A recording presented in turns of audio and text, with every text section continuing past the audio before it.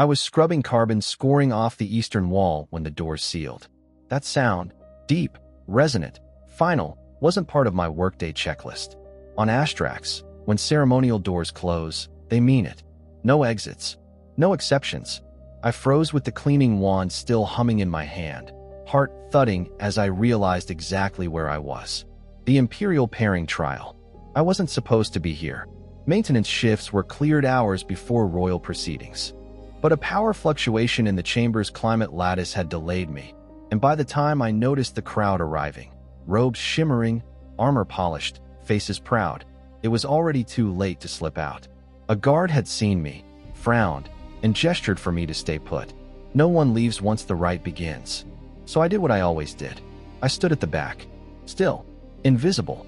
7 alien elites lined up before the obsidian dais, each one sculpted for power, status etched into every movement. They didn't look back. No one ever did. I was just a human maintenance worker, Noah Reed, barely worth acknowledging in a room like this. Then Queen Lyris raised her hand. I expected her to point forward, toward one of them, toward destiny or tradition or whatever word empires use to justify cages made of gold. Instead, her finger cut through the air and stopped, steady, unmistakable, aimed straight at me. For a heartbeat, I honestly thought I'd misunderstood, that maybe someone important stood behind me. I turned. There was nothing there but a sealed wall and my own reflection in the polished black stone. "Him," Queen Lyris said. The chamber shattered into noise. Gasps. Outraged clicks. A sharp intake of breath from someone very close to the throne. I dropped the cleaning wand. 7 pairs of alien eyes burned into me, suddenly aware I existed. My mouth went dry. I hadn't spoken to royalty in my life. I hadn't even looked at her properly before. And now the most powerful woman in the empire had just chosen me, a human janitor, as her mate. The chamber didn't erupt all at once. It fractured. At first, there was disbelief, sharp inhales, the subtle ripple of bioluminescent patterns flickering out of rhythm along the council balconies. Then came the voices, dozens of them, layered, indignant, offended in a way only the powerful can be when reality refuses to cooperate. "This is irregular. Impossible. A human? Your Majesty, this must be a symbolic gesture." I stood there, hands empty now, palms damp, acutely aware of how small I was in that vast hall. The ceiling arched so high it vanished into artificial starlight. The air smelled of ionized metal and rare incense. Every surface screamed permanence. Power. I had cleaned them all. Every corner. Every polished rail. But I had never felt so completely out of place. Queen Lyris hadn't moved. She remained on the dais, silver and indigo ceremonial mantle cascading around her like liquid night. Her posture was perfect, practiced, but her eyes were locked on me. Not past me, not through me, on me. "Silence," she said. The word wasn't loud. It didn't need to be. It carried weight, compressed authority, centuries old. The noise collapsed instantly, like air sucked out of a room. One of the nobles stepped forward. Tall, broad-shouldered. His skin shimmered with a deep cobalt sheen, markings along his temples denoting ancient lineage. I'd seen him before, in passing, Prince Havoc, if I remembered correctly. He was impossible to miss. He radiated entitlement. "Your Majesty," he said, voice controlled but tight. "The imperial pairing trial is governed by sacred protocol. The candidates before you were vetted for years. Bloodlines verified. Compatibility confirmed. What you have done," his gaze flicked toward me, sharp with contempt, "is a mockery of the right." I flinched. Not outwardly. Years of being overlooked had taught me how to take hits without showing it. But something twisted in my chest anyway. Mockery. As if I'd asked for this. As if my existence here was some kind of insult. Queen Lyris descended the steps of the dais. The sound of her boots against the stone echoed through the chamber, measured, deliberate. Each step tightened the knot in my stomach. She stopped halfway between the throne and where I stood, placing herself directly in the center of the room, between the nobles and me. "A mockery," she repeated softly. Prince Havoc lifted his chin. "With respect, yes." Her eyes narrowed, not in anger, but calculation. "Then you have misunderstood the right you claim to revere." A murmur rippled through the council tiers. Elder magistrates leaned toward one another, whispering rapidly. I caught fragments. Archaic interpretation, political suicide, unprecedented. Queen Lyris turned slightly, addressing the full chamber now. The selection law predates this council, she said. It predates the current dynasties. It predates even Astrax's rise as a capital world. Her gaze swept the room, daring anyone to interrupt. No one did. Its language is precise. It always has been. She raised one slender hand, and a holographic projection flared to life beside her. Ancient text, glyphs shifting into modern imperial standard. I stared at it, barely breathing. The law states, she continued, at the moment of choosing, the sovereign shall select a mate from among those present within the chamber, provided they are unattached, unbound by oath, and free of prior claim. She paused. It does not, she said calmly, specify rank. Prince Havoc opened his mouth. It does not specify bloodline, she went on. Someone in the upper gallery hissed in frustration. It does not specify wealth, or military command, or species. The word species landed like a dropped blade. I felt every eye swing back to me. Human, outsider, maintenance, unbound by oath, present, free of prior claim. My pulse thundered in my ears as the implications sank in. I hadn't known the law. Hell, I barely knew the Empire's holidays. But suddenly, horrifyingly, I understood something they didn't want to acknowledge. She was right. This creature, Prince Havoc started. Queen Lyris turned on him so fast it made him recoil.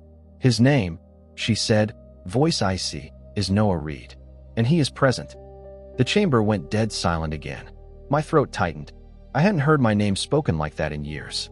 Not with intention, not with weight. One of the elders rose slowly from the central tier, robes whispering. Elder Verowan, old even by Valyrian standards, skin dulled by age, eyes sharp as broken glass. Your Majesty, he said carefully, the interpretation you propose is technically sound, but the intent of the law is not yours to rewrite, Lyris cut in, nor mine, only to follow. She gestured toward the line of rejected suitors behind her. 7 figures, frozen now, not proud, not confident, watching their futures fracture in real time. You stand here because you were chosen by committees, by alliances, by calculations made in rooms where I was never invited. Her voice hardened. I stand here because I inherited a throne. But today, for once, the law allows me a choice. Her eyes flicked back to me, just for a second, and I have made it. I swallowed. I didn't know what terrified me more, that the nobles clearly wanted to tear this decision apart, or that for the first time since I'd arrived on Astrax, someone in power was refusing to pretend I didn't exist. The council erupted again, louder this time. Legal objections, procedural protests, threats thinly veiled as concern for tradition. But above it all, Queen Lyris stood unshaken. And somewhere deep inside me, beneath the shock and fear and disbelief, a single, dangerous thought took root. They had treated me like nothing. And somehow, that nothing had just become impossible to ignore. If you've watched this far, then this story is really interesting to you. Please confirm it by clicking like under this video. It doesn't cost you anything, but it will help me understand what story to publish for you next. Let's move on. The council tried to regain control by doing what empires always do when they're uncomfortable. They audited. At first, it sounded dignified. Calls for review, for clarification, for transparency in light of unprecedented circumstances. Words polished smooth enough to hide the knives underneath. But as the hours dragged on and the chamber remained sealed, those knives started to show. I stayed where I was, exactly where Queen Lyris had pointed. Guards had subtly shifted their positions, not blocking me, but not letting anyone get close either. I was no longer invisible. That was somehow worse. Elder Verowan raised a thin, clawed hand. If the law is to be followed to its most literal extent, he said, then we must also examine whether the alternatives presented were suitable to begin with. I didn't miss the way his gaze slid toward the 7 suitors. Neither did they. Prince Havoc stiffened. Another suitor, a tall female with crimson skin and ceremonial piercings denoting military rank, crossed her arms. A third adjusted his mantle, fingers twitching. Queen Lyris inclined her head. By all means, she said, let us examine suitability. That was when everything began to unravel. The first to fall wasn't Havoc. It was Lord Saraxis of the Eastern Spiral, wealth incarnate, draped in fabrics so rare I'd once had to sign 3 forms just to clean near them. He stepped forward, expression offended. "This line of inquiry is irrelevant," he snapped. "My house has served the Empire faithfully for 12 generations." Elder Verowan didn't look at him. Instead, he gestured, and the air beside the dais shimmered again. A data stream unfolded, cold, clinical. "House Seraxis," the Elder intoned, "is currently under sealed investigation for unauthorized biomaterial transfers along the outer trade lanes." A ripple of shock tore through the gallery. "What?" Seraxis barked. "That is a lie. The evidence suggests otherwise," Verowan replied. "Restricted genetic stock, black market enhancement grafts, sold to non-aligned systems, illegal biotrade." Even I knew what that meant.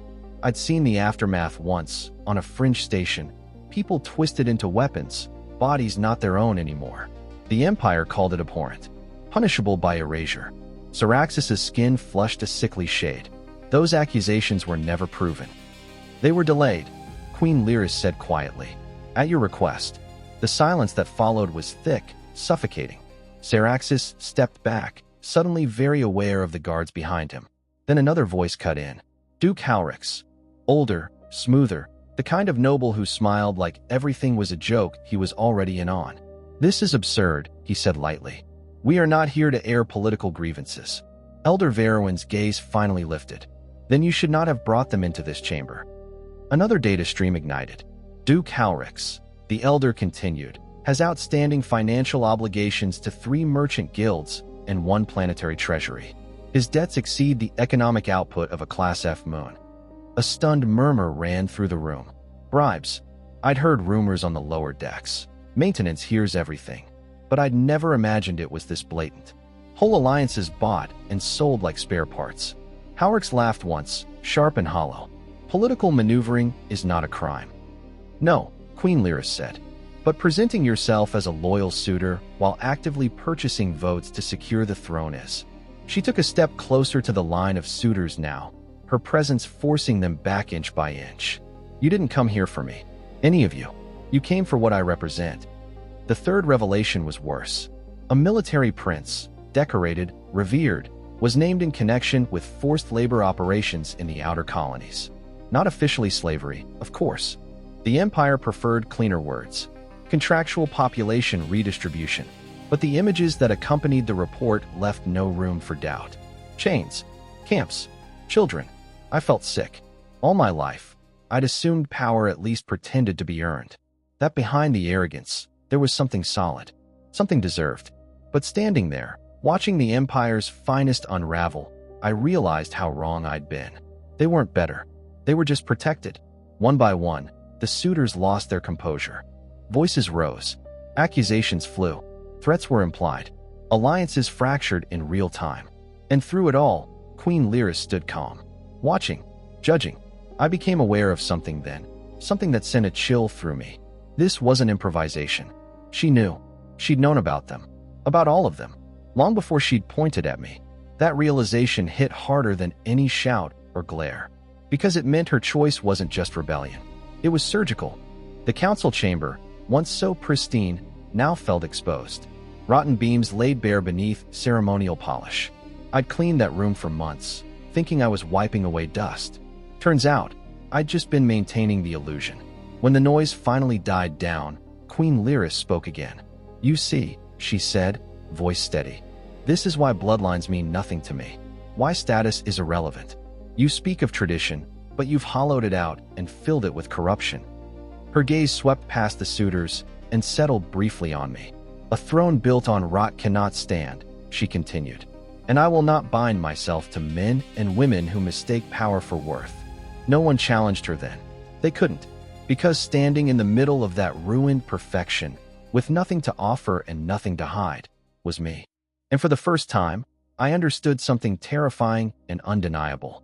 In a room full of monsters dressed as nobles, being nothing might have been the cleanest thing there. They removed me from the chamber after that. Not roughly, not kindly either. 2 Valyrian guards flanked me with the precise neutrality reserved for objects that might suddenly become dangerous. I didn't resist. I didn't speak. My mind was still replaying the way the nobles' faces had cracked, how easily the illusion of superiority had peeled away when exposed to light. I was escorted through corridors I'd cleaned dozens of times, but never walked as anything other than background. Now doors opened ahead of me without being touched. Servants bowed without meeting my eyes. Every step felt borrowed.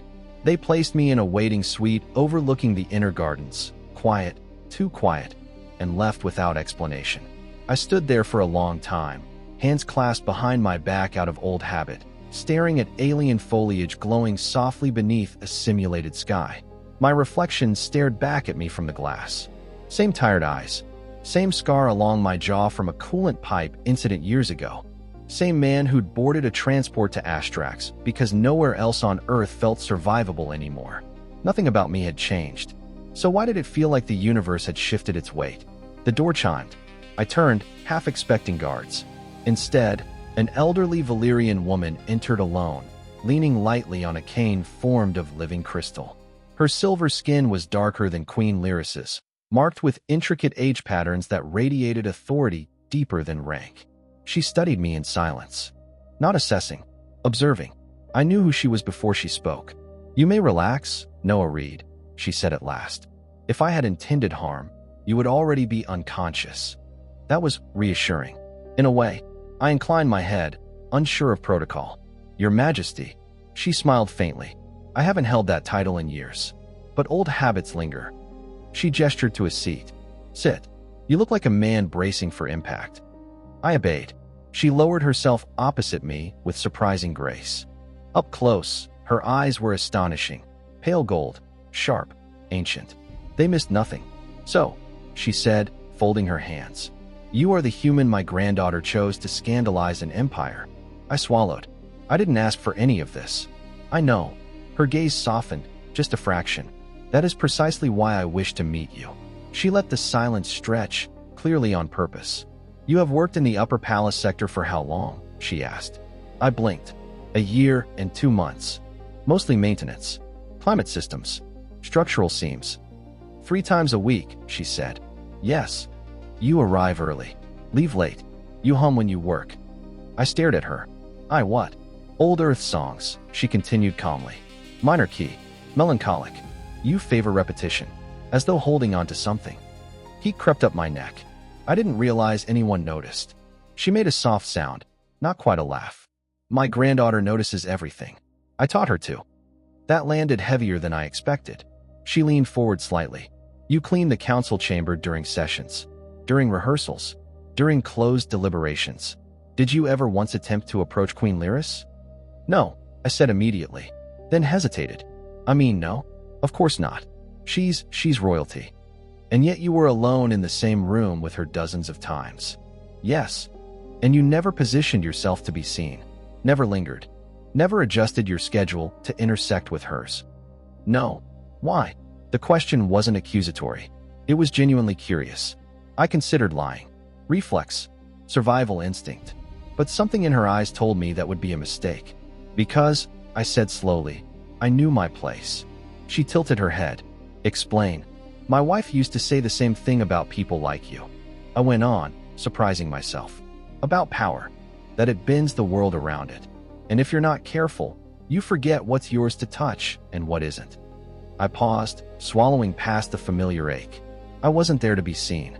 I was there to work. To get through the day. That's all. The former empress was quiet for a long moment. Then she nodded. "Yes," she said softly. "That answer is exactly what I hoped you would say."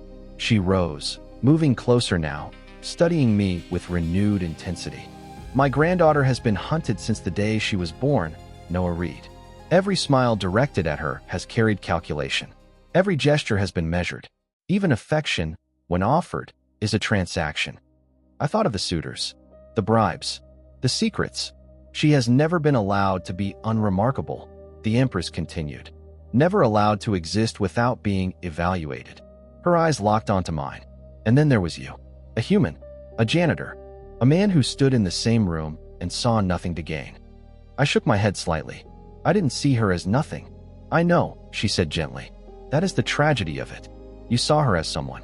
And that, to a woman surrounded by predators, is intoxicating." The word hung between us. I looked down at my hands. "You make it sound like a mistake." Her smile turned sad. "Oh, it is. A terrible one. For the council, for the traditions they've abused, for the people who assumed they owned her future. She straightened, but not for her. I met her gaze, and for me. She studied me for a long time before answering. For you, she said, it is a test. A test of what? Whether a man who has already lost everything is willing to risk being seen. The weight of that pressed into my chest. You don't know me, I said quietly. She nodded. No, but I know grief when I see it, and I know what it does to people. It makes them invisible by choice. She turned toward the door, pausing with one hand on the frame. The council will try to destroy you, she said plainly. They will search your past, your failures, your pain. They will try to prove that my granddaughter was wrong. Her eyes flicked back to me, sharp again. She never is. Then she left. I stood alone in that borrowed room, staring at the place where she'd been, my heart pounding for reasons that had nothing to do with fear. Because for the first time since I'd lost my wife, someone had looked at me, not as background, not as debris left behind by tragedy, but as a variable. And that terrified me more than being nothing ever had. They came for my past the way scavengers come for wreckage, methodical, patient, convinced that if they peeled away enough layers they'd find something rotten underneath. It started the next morning. I was woken before the artificial dawn by a soft chime and two officials I'd never seen before. Not guards, analysts.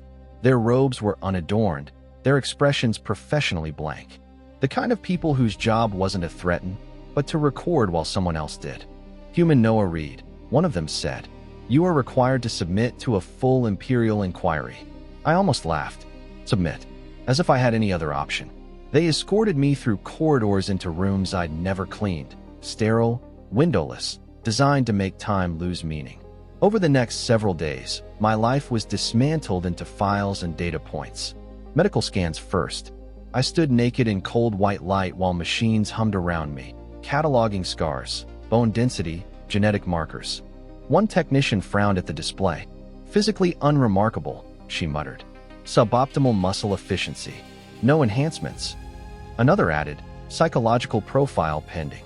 I was dismissed like faulty equipment. Then came the interviews. State your place of origin. Earth. New Harbor Station. Reason for leaving? I hesitated. That earned me a look. Answer. My wife died, I said. Transport accident. Civilian shuttle.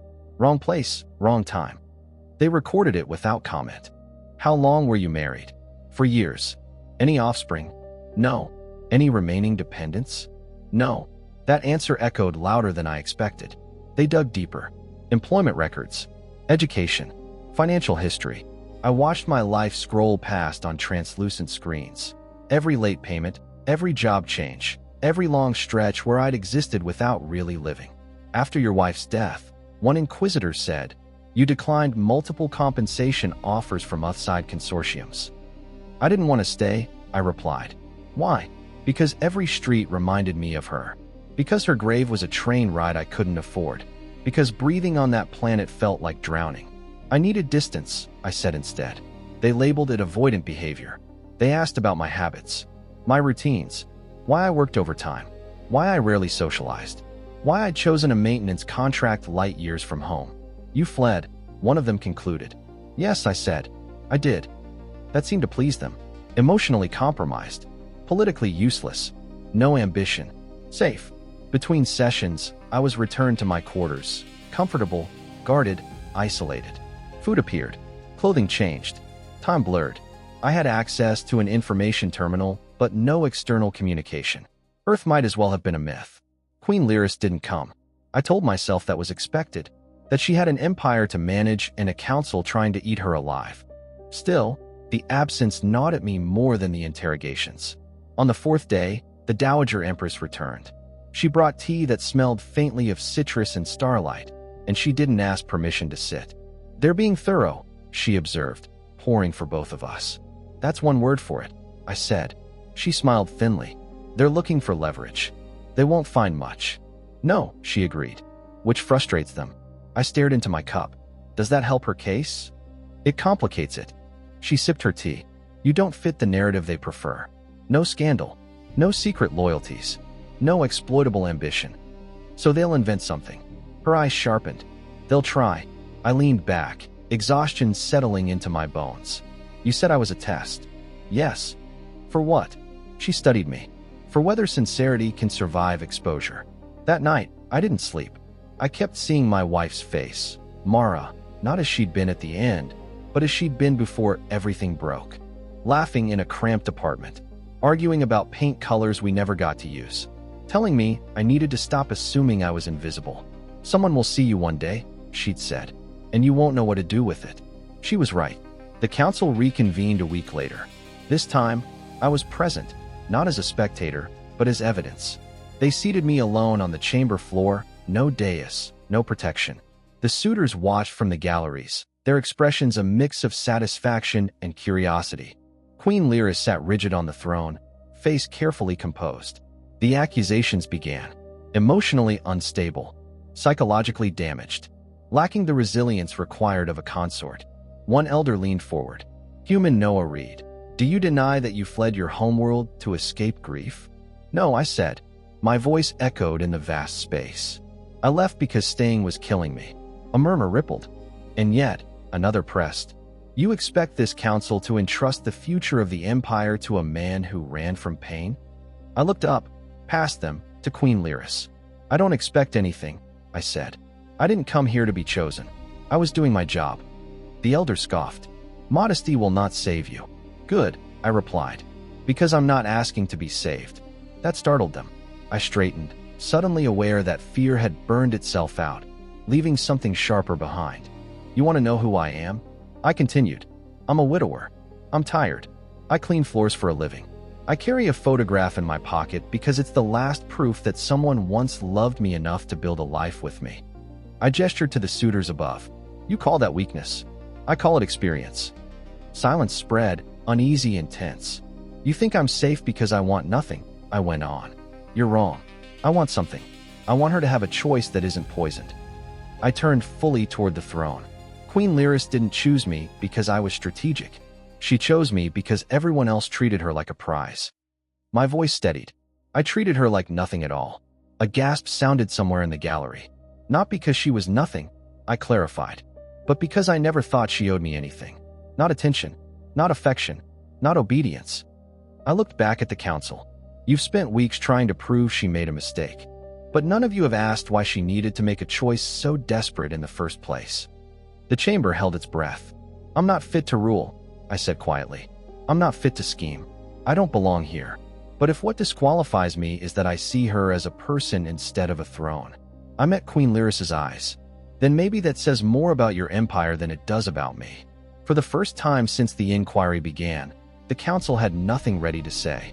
And for the first time, I saw something flicker across Queen Lyris's carefully controlled expression. Relief and fear. Because now, the decision wasn't just hers anymore. It was theirs. And whatever happened next would change all of us. I didn't expect them to let me speak again. After what I'd said, after the way the chamber had gone so quiet it felt like the air itself was listening, I assumed I'd be escorted out. Detained. Silenced for my own protection. That was how systems like this worked. They tolerated disruption only until it became inconvenient. Instead, Elder Veruin rose slowly from his seat. The human has concluded his statement, he said, voice unreadable. Does the sovereign wish to respond? Every nerve in my body went tight. Queen Lyris stood. She didn't speak right away. She descended from the throne step by step, the sound of her boots echoing through the chamber just as it had the first time. Only now it felt different. Heavier. Final. She stopped in front of me. Not above me. Not behind a symbol of power. In front of me. For a moment, she didn't look like an empress.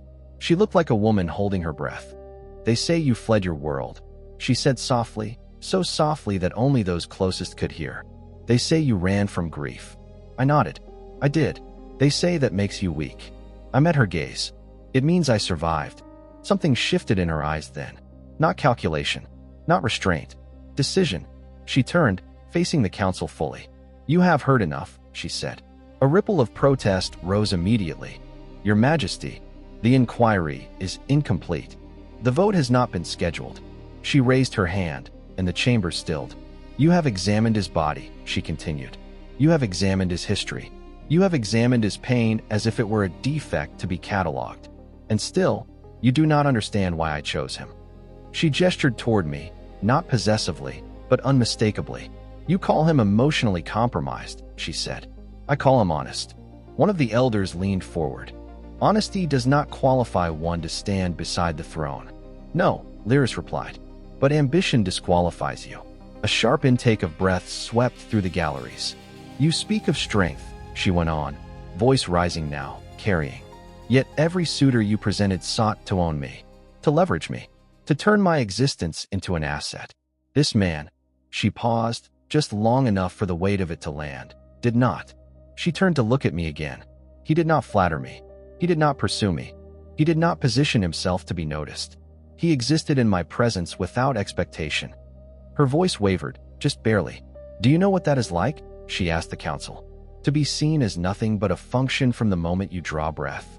No one answered. I have been a symbol longer than I have been a person, she said. A bloodline, a future, a bargaining chip. Even affection has always been conditional. She took a step closer to me now. He was the first who did not want anything from me. I felt my chest tighten. I hadn't known she'd noticed me at all. Not really. You think my choice was reckless, she continued. It was not. It was the first honest decision I have ever been allowed to make. Elder Verowan cleared his throat.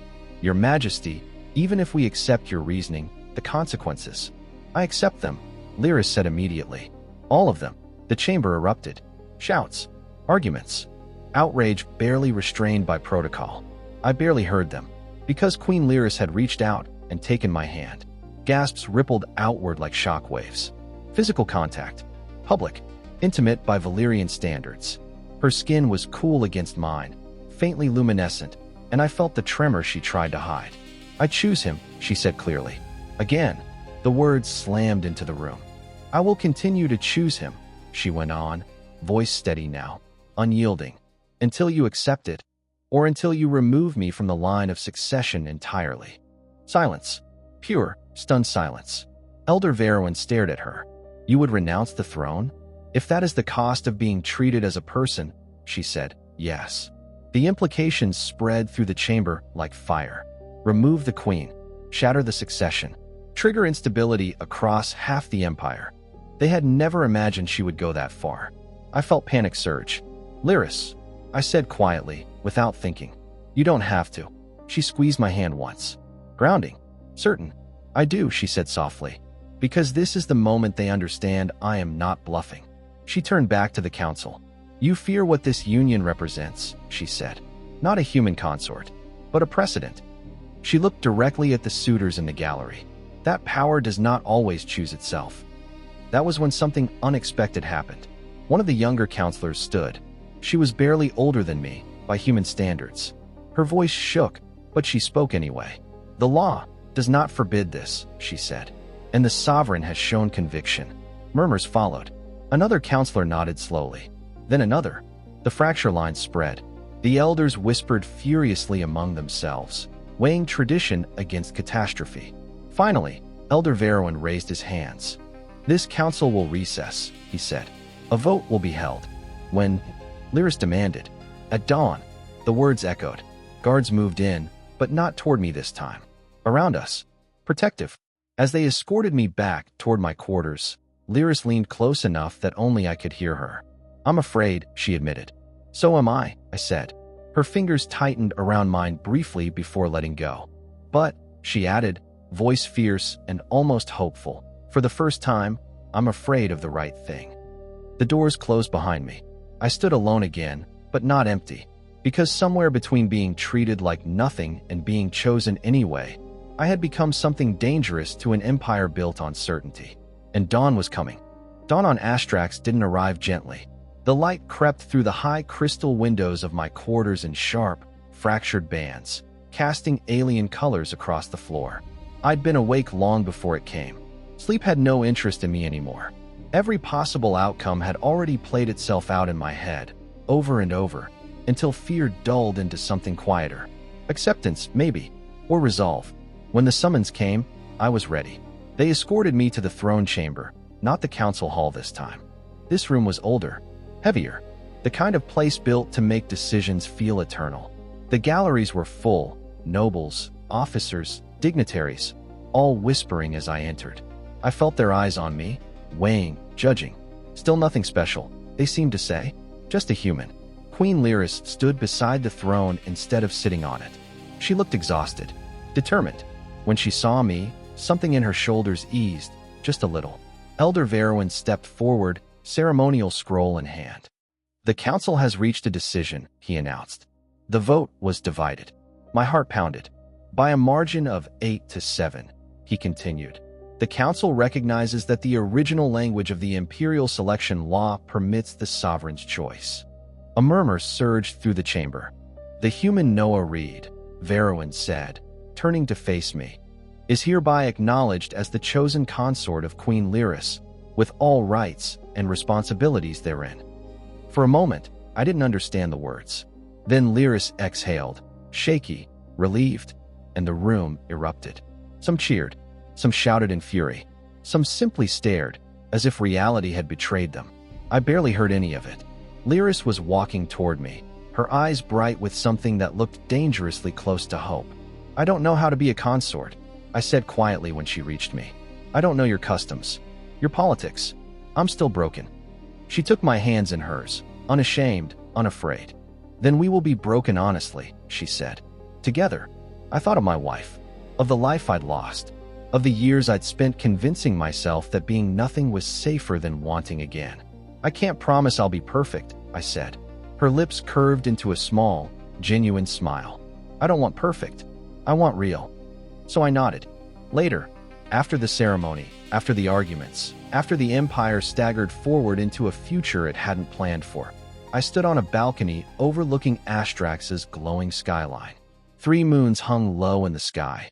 Lyris joined me, resting her head lightly against my shoulder. "They treated you like nothing," she said softly. I looked down at her, at the woman who had risked everything on a choice no one expected. "And you chose me anyway," I replied. She met my eyes. "That's how things change." Below us, an empire adjusted its foundations. And above it all, for the first time in years, I felt something I'd thought was gone forever. Not power, not destiny, just the quiet, terrifying courage to choose and be chosen again. Write in the comments whether this story impressed you. If so, write at what point. Thank you for listening to this story to the end. If you want to listen to more such stories, be sure to subscribe to the channel and like this video. You have nothing to lose, and you can change it at any time. Good luck. See you in the next video.